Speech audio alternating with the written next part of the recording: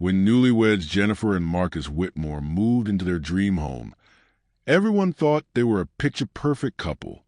But within 5 years, one of them would vanish, triggering a horrifying investigation that made the world question if marriage is still the sacred bond it once was.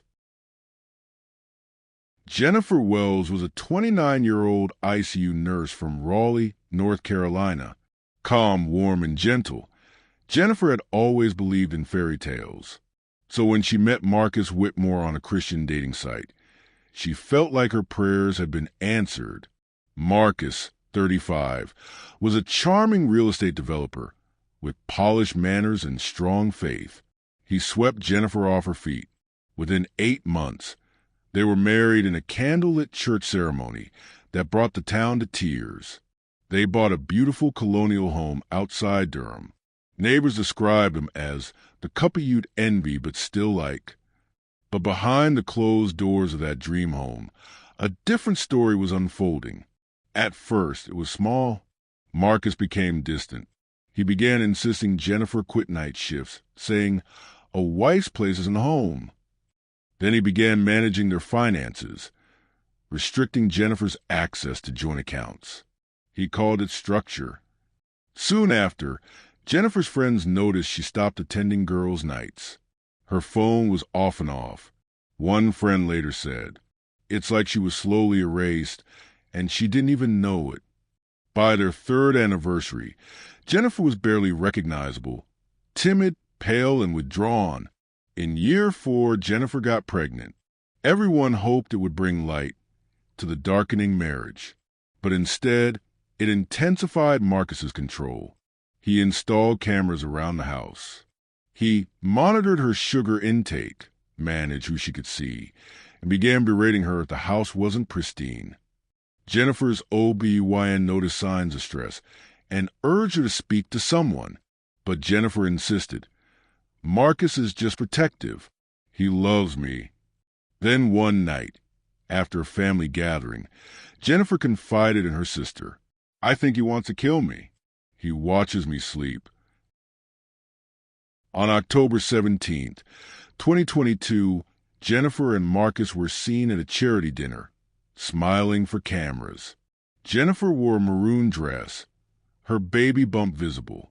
That was the last time anyone saw her. Marcus reported Jennifer missing 3 days later. He claimed she ran off after an argument, but her phone, purse, and prenatal vitamins were still in the house. Security footage showed no sign of her leaving. Police found inconsistencies in Marcus's timeline. His car GPS showed a strange detour to a wooded area at 3 a.m. the night Jennifer vanished. Marcus lawyered up almost immediately. Digging deeper, investigators uncovered the truth. Marcus wasn't who he said he was. He had lied about his college degree.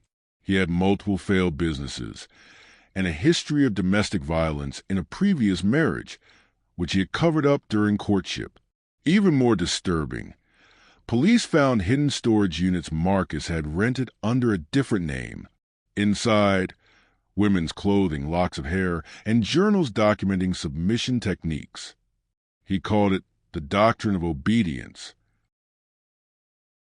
Search dogs led police to a remote area off Route 58, where they uncovered shallowly buried remains. It was Jennifer. She was 8 months pregnant. An autopsy revealed she had been strangled, likely in her sleep. Her baby, a boy, died in utero. Inside the home, investigators found deleted footage from the bedroom camera, partially recovered. In a distorted, silent video, Marcus is seen standing over Jennifer's side of bed for over 40 minutes, watching her. Then he pulls the blanket over her face. The trial began in May 2023. Marcus pleaded not guilty, claiming Jennifer had fallen down the stairs and that he panicked. But the digital evidence, GPS data, and testimony from Jennifer's family painted a chilling picture of coercive control that ended in femicide. The jury took just 4 hours to deliver the verdict. Guilty on all counts, including the unlawful death of an unborn child.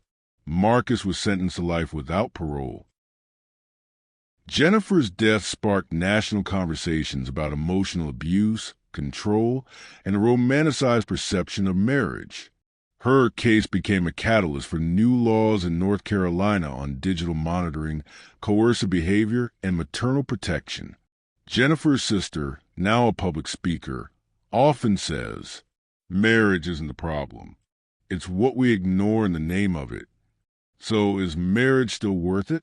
Maybe the better question is, what kind of marriage? And at what cost? In the end, Jennifer loved deeply, but paid the ultimate price for staying in something that looked beautiful on the outside, but was rotting from within.